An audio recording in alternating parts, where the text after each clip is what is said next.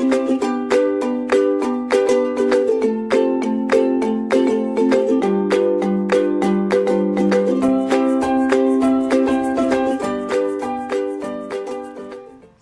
everyone. Today we will discuss about the biological indicators and equipments employed in large scale sterilization process. So, it is another very important and informative topic for pharmaceutical microbiology, because when we talk about microbiology, that means we need to be aware about the microbes, we need to sterilize different things, and when we go for large scale sterilization processes, these are slightly different because we have to go for batch and continuous processes. So, let us start with this lecture. So, this lecture would cover about what are the biological indicators, what are the benefits of biological indicators in sterilization process, biological indicators testing procedure, biological indicators that are employed for steam sterilization, that is autoclaves, biological indicators for vaporized hydrogen peroxide sterilization, types of biological indicators for sterilization processes, and sterilization methods that are used in industrial sterilization processes. Usually the sterilization methods that are employed in laboratory and that are employed in industrial units are not much different, but the only difference happens to be is they are of large size. When we go for industrial application or industrial unit, large size autoclaves are used. Usually autoclaves that are used in laboratory are very small, they are of drum shape, a small drum shape, while when we talk about the industrial unit, the complete room size of autoclaves are there. So, this is the major difference, and moreover the laboratory autoclaves or the sterilization units are like a work in batch. Like some students are there, they need to sterilize the substance, they will come, they will use it and then they will go off, then the sterilization unit will be closed. While when we talk about the industrial unit, the sterilization unit does not stop, it keep on working because there are different slots of batches to be sterilized. So, coming to the first slide, that is, what are biological indicators? Biological indicators are test systems containing viable microorganisms providing a defined resistance to a specific sterilization process. Biological indicators refer to those microorganisms which are viable. Viable, that means they are living. They are living and they are used for the process in which the complete sterilization is being done. What happens here is that the complete batch or a strip or a particular can of these microorganisms is placed in the sterilization unit, and if then the sterilization process is over, after that this slot or this can or the strip is taken out and cultured. If it cultures and the bacterial spore germinates and something like that, that means the process was not achieved completely. So, this is how biological indicators work. And biological indicators, why we are saying biological? Because we are using viable microorganisms. The microorganisms used in this are living. A biological indicator provides information on whether necessary conditions were met to kill a specified number of microorganisms for a given sterilization process, providing a level of confidence in the process. Usually biological indicators are very reliable. Why? Because we are, what all in nutshell I shall say, what all we are doing for sterilization is, the result we want is the absence of microbes, and how the best way to detect whether the microbes have been completely removed or the process is good for the good to go, I can say. So, for that purpose biological indicator serves the best. Why? Because these are the viable microorganisms, we want to kill the microorganisms, and the microorganisms chosen for these biological indicators are usually very resistant to heat, certain kind of chemicals, certain kind of radiations. So, that is why they are chosen and termed as biological indicator, because they will be least impacted with all these factors, and when they are placed in the sterilization method and the sterilization is completed, if those microorganisms are not cleared, that means the other microorganisms may also exist. So, that is why the process will fail. So, if we use biological indicator daily with the sterilization methods or something, then it provides a level of confidence in the process, because how we are going to find out that whether we have passed or failed the method. So, it is very important for us to use such indicators. Endospore or the bacterial spores are the microorganisms primarily used in biological indicators. They are considered some of the toughest ones to kill. Endospores or the bacterial spores are those spores which are formed by bacteria while the bacteria or the microorganism is under stress. When he is in stress, the particular bacteria is in stress, what happens? It saves its genetic material and some kind of energy resource into a particular shell shaped endospore, and then this endospore persists or it keep on itself viable for a very harsh conditions, very long durations, and whenever the favorable condition arrives, they grow back. While the endospores does not divide, endospores do not divide, no development would be seen with the endospores, but they are viable because whenever the favorable condition will be provided to them, they will grow back. So, these are actually the toughest one to be killed. Coming to the next slide, it tells about the benefits of biological indicators in sterilization process. Since you see we have different types of indicators, we have physical indicators, we have chemical indicators, and then we come for the biological indicators. These all indicators as it applies to the sterilization processes, sterilization process is never like the single sterilization process is enough for achieving the complete sterilization. Usually we go for a combination of sterilization methods which are used to completely achieve the sterilization process or to achieve the benchmark that we have decided for our particular formulation. So, for that purpose we need combination of sterilization methods. Usually such same thing applies to the indicators, but more often we use biological indicators, or we can say we use biological indicators to the ultimate choice, because what happens, like chemical changes are like if we go for this autoclaving, we apply the chemicals or the chemical strips, we place the chemical strips in such a way that the temperature is reached or not, that we try to we try to find out that whether the temperature required for autoclaving was achieved or not. If not, the color of that chemical strip will not change. This is how we use chemical indicators, but those chemical indicators actually not able to define whether those microbes and the endospores will be killed or not. So, for that purpose we need to use biological indicator, because only then we can be able to say that the process of sterilization has achieved completely or not. So, the biological indicators provide a direct measure of lethality of the process. So, the use of biological indicators to routinely monitor the sterilizers provides a assurance in the efficacy of the sterilization process. That is what I was telling, that these biological indicators provide a direct assurance about the lethality of a particular process, whether the process is still lethal or it has crossed that mark and it is now easy to go, or it is fit to go, or it is fit to consume, if we are talking about pharmaceutical preparation. So, it is very mandatory for any sterilization method or any microbiologist to apply these biological indicators, so that the sterilization method is properly validated. Then comes the next point, that is biological indicators are typically used within the process challenge device. Process challenge device usually refers to the device or any kind of machinery or any kind of setup that is being used for sterilization. Like if we talk about autoclaving, the autoclave is the process challenge device, that is we are going to find out or we are going to validate this autoclave for particular kind of process, for particular kind of sterilization method. So, that are designed to represent the most challenging products routinely processed. Usually biological indicators are typically find place at the sterilization methods in which the daily basis of the daily basis process is going on, many lots of products are being synthesized, and the assurity of the sterility is to be maintained. For that purpose we need biological indicators, because chemical indicators or physical indicators does not clearly validate the sterilization method. So, we use them routinely, and often the sterilization method that are used routinely find that biological indicators are placed there.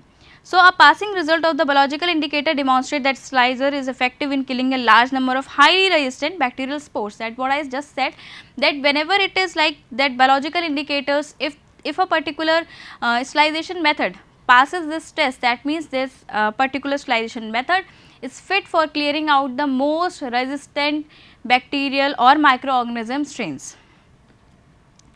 Coming to our next slide, biological indicator testing procedure, how we test these or how we use these biological indicators.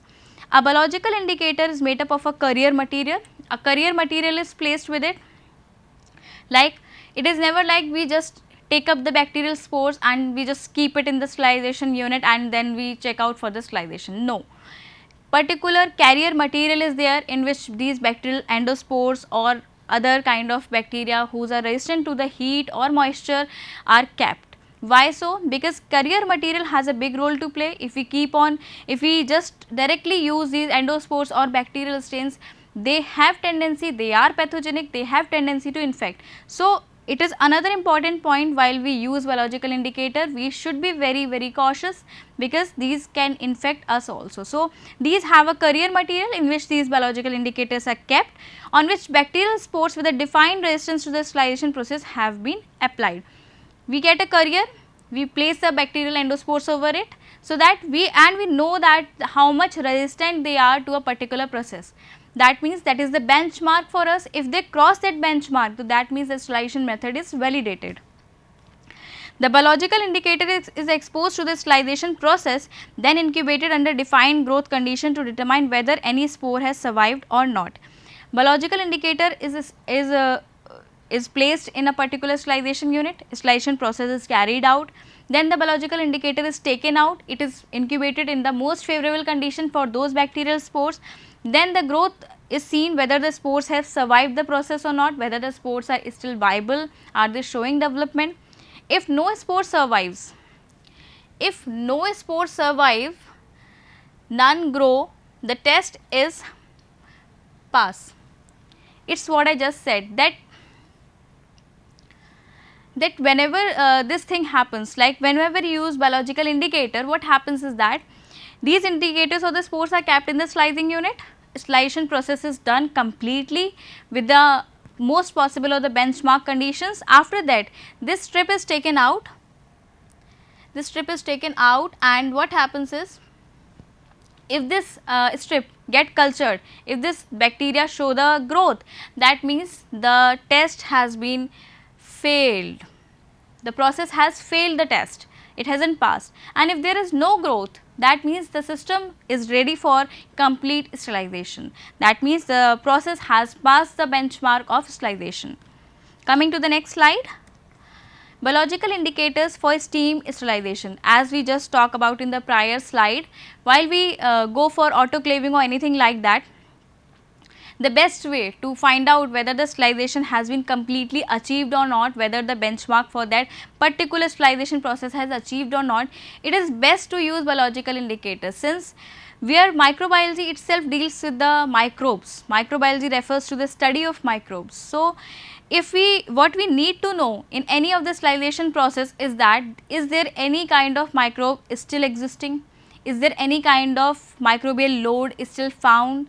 So, the best way to define it is to check it over the microbe only. So, that is why biological indicators are good to go with such kind of processes.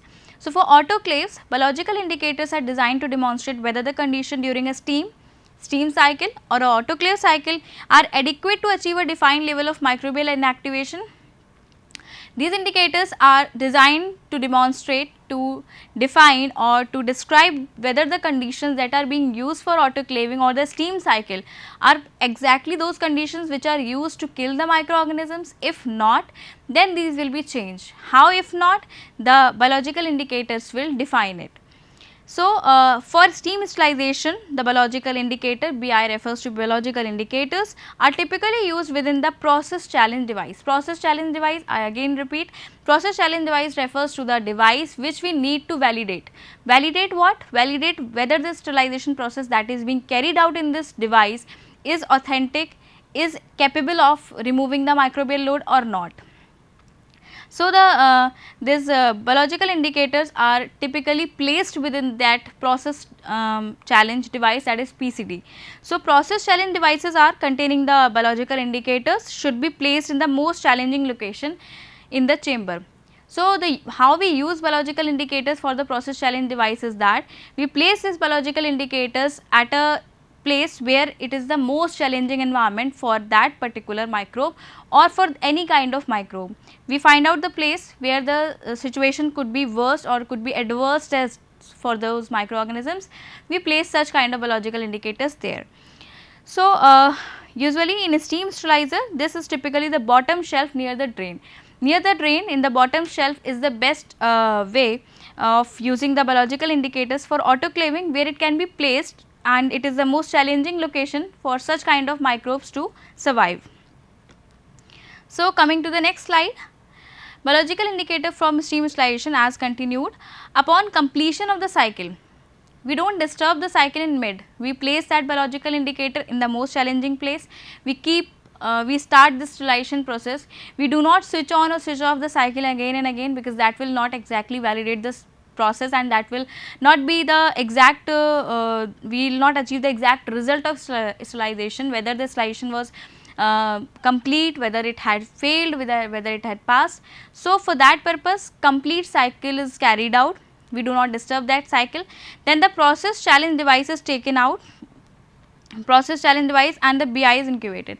We open the process challenge device, we take out the biological indicator, and then we incubate it. Incubated refers to, then we provide the favorable conditions for it to grow. The microbes in that particular biological indicator will get the moisture, will be given the particular nutrition they need to grow, will be given, whether they are, if they are aerobic, they will be given oxygen, if they are anaerobic, then they will provide anaerobic environment.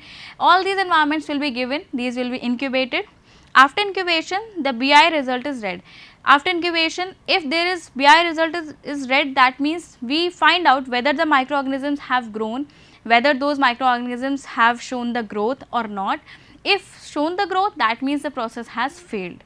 The complete cycle was not relevant, it has not validated, and it need to be corrected, and we again repeat the same process until we achieve that pass, or until we achieve that particular way or particular standard of sterilization. So, if incubator, the readers will provide a final pass or fail result within a specified amount of time. Moreover, one more fact to be kept in mind is that it is not like that we keep on doing the sterilization for a particular like 1 hour or something. If a time defined is 30 minutes, if the standard time defined by a particular process is like in 30 minutes it get completely sterilized, so that means those 30 minutes will only be used. It is never like that if 30 minutes are the standard time, we will take it to 1 hour and keep on sterilizing. No, only 30 minutes, if the 30 minutes is the process time, we will apply that time only, and we will see the changes in that time only. If that time is not sufficient for those spores to kill, that means the process has failed. Coming to the next slide, biological indicators for vaporized hydrogen peroxide sterilization. So, this is another process in which these biological indicators find place. So, what happens in this? Vaporized hydrogen peroxide sterilizers often include multiple cycles. It include multiple cycles of this exposure to the vaporized hydrogen peroxides. These sterilizers continuously circulate vaporized hydrogen peroxide, and then they sterilize the particular substance or material kept in them. So, often include multiple cycles designed to efficiently sterilize a wide range of surgical elements or instruments and devices, and a biological indicator for VPH sterilization must be validated for use within each cycle. Since these are the sterilizers which are applied for sterilizing surgical instruments and devices, so it is very important to sterilize them or to validate them with the biological indicators, since these instruments will be directly in contact with the person. Moreover, these are the instruments which will actually cross the defense of a particular person, defense of a particular human being, because either cuts are there, either these surgical instruments include what? These are scissors, these are knives, scalpels, and etc. So, if these are not properly sterilized, if these carries microorganisms, these will infect the person, and the person will develop secondary infection. A secondary infection means that the person was already infected with something, he was already suffering from a disease, and because of the non-sterilization method, or the sterilization was not completely done, again the second infection has occurred.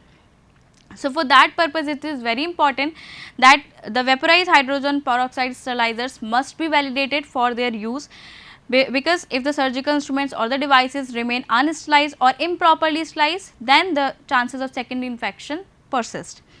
So, with every cycle, many cycles are carried out, with every cycle the sterilization process is validated with the biological indicators. Why I am again and again saying validated? Validated means that the process is good to go now, that there is no question mark whether the sterilization has achieved or not. It is like the process has done. like we have done with the vaporized hydrogen peroxide slicers. One complete cycle is done, we have sliced the medical devices and the other surgical instruments. But how we are going to find out whether these are sliced or not, because we are dealing with microorganisms, we cannot see them with the naked eye. So for that purpose we need some indicator, we need some kind of check box that okay fine, this kind of thing hasn't happened here, so now it is good to go. So for that purpose we need biological indicators. So biological indicators of hydrogen peroxide solution monitoring include self-contained biological indicator, test packs or challenge packs. These biological indicators for this hydrogen peroxide slicers come in complete small test packs or challenge packs, and then these are placed in the instrument within while the sterilization cycle is under process. Then coming to the next slide, the types of biological indicators for sterilization process. There are at least 3 types of biological indicators. Even the biological indicators are classified with the different type of forms, like whether we need complete sterilization, then we will be using the harshest of the spores. If it is like we can allow some kind of microbial load, then we will use different kind of biological indicators. So for the different type of purposes, like as in case of disinfection, the disinfection means that the microbial spores are not cleared, vegetative pathogen has been cleared. So some kind of microbial load is still there. So for that purpose, like different purposes are there for the sterilization methods to be followed. So if it is like some kind of microbial load can be allowed, so accordingly biological indicator will be used. So for first one is spores are added to a carrier and then packaged to maintain the integrity of the inoculated carrier. First way of biological indicator of how these are applied to the sterilization processes, they are taken, they are packed in a particular carrier and then they are inoculated, then they are placed into the process challenge device. So these microbes and other endospores are properly inoculated into the carrier. Second is spore suspensions. Spore suspensions which in turn can be inoculated directly onto units to be sterilized. Spore suspensions refer to the inoculation of these biological indicators directly onto the units that are being sterilized. Like when we talk about the spores that are kept in carrier, that means we are talking about a particular device and we are trying to validate that device. So we will keep the carrier inside the device. While we are sterilizing a complete unit, so we cannot place that particular carrier on the device because it is not a place, it can fall back or it can spread somewhere else. So for that purpose what we use spore suspension. We spray it onto the unit and then we see whether the unit has been completely sterilized or not, because if it is not sterilized then again the bacterial strains would germinate as soon as the favorable condition has been achieved. So third point is self-contained biological indicators, which are designed so that the primary packaging contains the growth medium for recovery, the process exposed spores. The self-contained BI are very commonly used nowadays, and these are designed so that the primary packaging columns of the growth medium for which the recovery is difficult to do and the process exposed spores. So for that purpose, now what happens is that the biological indicators, the self-contained biological indicators are used. These are very commonly used and these are used in the same way as for the sterilization unit. They will be sprayed upon, or if it for the autoclaving or something like the process is to be validated, these will be included into the device. So these are the type of biological indicators for sterilization process. These are the marketed forms, you can see these are different forms, like this is the strip, these are the inoculation spores, like that. Coming to the next slide, it says about the sterilization methods used in industrial sterilization processes. So as I just told you in the starting of the lecture that there is no different kind of sterilization methods that are being used in the industrial units, but yes, the difference is that while we do in what we do in laboratory is a batch process, like we schedule an experiment, we carry out that, then we go for further sterilization, like a sterilization could be a part of our experiment. So we do that, so that unit is not completely active all the time, that is sometimes we need it, sometimes we switch it off. So this is the major difference when we talk about the industrial processes, because in industry it is a complete ongoing process, it is like it will be working 24/7, because different kind of, like if I talk about parenterals, the companies those are synthesizing parenterals are the companies which will keep on working continuously, and what they need is the complete sterilization process continuously. continuously. So, what is to be done? Large or huge size of sterilization units has to be installed. For that purpose, different kind of few methods have been arranged, like autoclaving is one of the methods that is basically used in the industrial process, and many more other methods are used. Although the principle is same, only the units are larger in size, like a normal autoclave could be of a drum, small drum shape size in case of the laboratory, while the if we talk about the industrial purpose, those could be of the room size autoclaves. So, sterilization methods employed for industrial sterilization processes. Microbial destructive method. First method is microbial destructive, that means the microbial load will be destructed. Second is permanent microbial inactivation method. Inactivation refers to microbes could be present there, but they are completely inactivated, that means they cannot cause any pathogenicity. So, these include two types of things, that is thermal sterilization methods, again I will repeat, autoclaves and dry heat sterilizers. Second is irradiation or high energy sterilization methods. Irradiation refers to the radiation that are being used, that could be non-ionizing or ionizing one. Non-ionizing are usually ultraviolet rays, and ionizing ones are X-rays, cathode rays and all, or high energy sterilization methods, or other kind of high energy sterilization methods can be employed. And then third one is chemical sterilization methods, like ethylene oxide is used, this is a one example. So, third comes the methods based on the physical removal or exclusion of the microorganism, that is by filtration method. As I just told you in this starting of the lecture, that it is always there, it is always a need that we combine two or more sterilization methods. It is never there that single sterilization method can achieve 100% sterilization. So, for that purpose we need to club two or three processes together for better or for best results. So, coming to the next slide.